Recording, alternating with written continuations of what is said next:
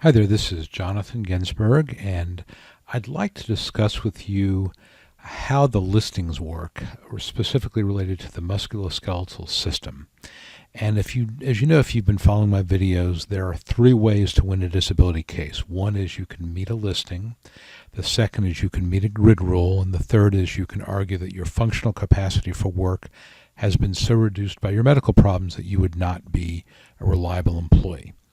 Now, meeting a listing is very quick, and if you can meet a listing, you can get approved fairly early, because basically it's a somewhat mechanical process. Either you meet the listing or you don't, and the people who make those initial determinations, the adjudicators, who are kind of like claims adjusters, they're looking for very specific things in your medical record. If they are there, you meet the listing and you win. Unfortunately, the listings, and basically the listings are and here's the actual listing, the blue book.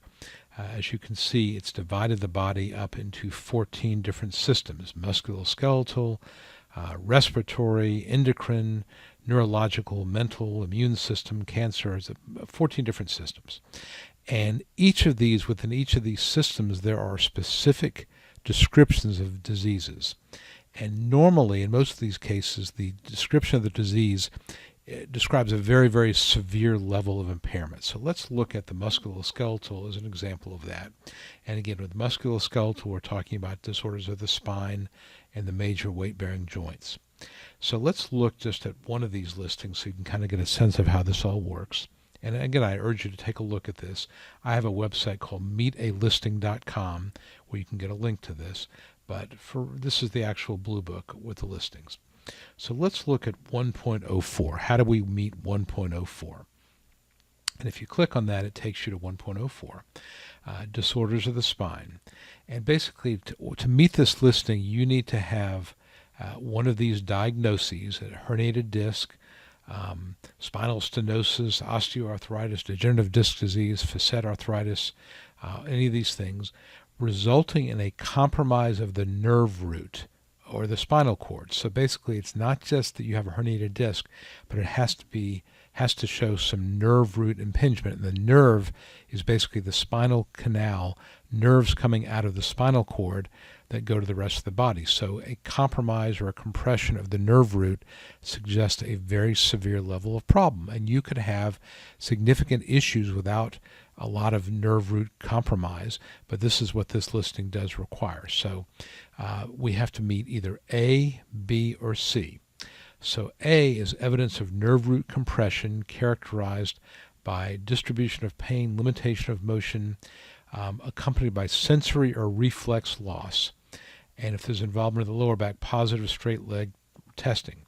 So you can see sensory or reflex loss, meaning that if you ever go to the doctor and they tap your knee with the hammer, the nerve root impairment has got to be such that it causes a problem with your reflexes. That's how significant it's got to be.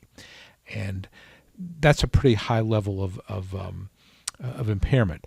Motor loss, atrophy, that would mean where the muscles in your legs or your arms have atrophied, have deteriorated because of loss of nerve conduction, so that you don't move your arms or your legs anymore, and they atrophy, the muscles atrophy. So that's a fairly high level of impairment there. The second way to do it is spinal arachnodosis, which is confirmed by an operative report or a pathology report or tissue biopsy with appropriate medical imaging manifested by severe burning or painful sensation, resulting in the need for changes in position more than once every 2 hours. And again, this is a level of impairment. You've got to have an MRI, basically, or a CT, with severe burning, severe pain. And again, that's got to be something that is identified by a radiographic study and also in your doctor's notes.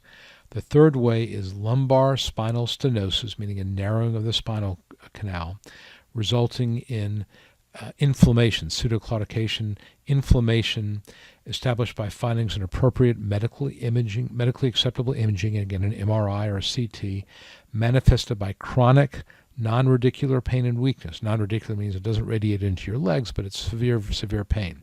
So as you can see, they're looking at these listings.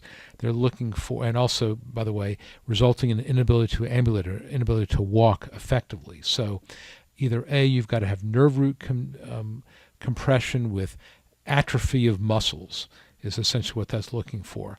This one would be extreme pain with inflammation, and you need to move around more than once every 2 hours.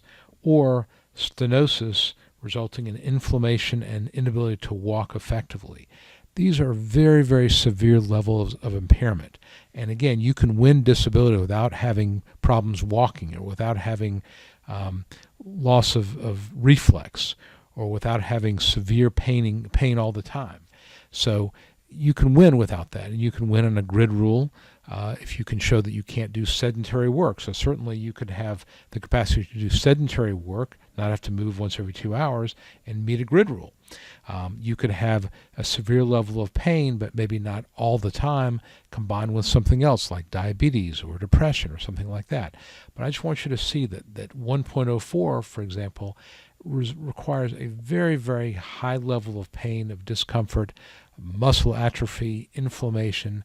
Very difficult to meet this.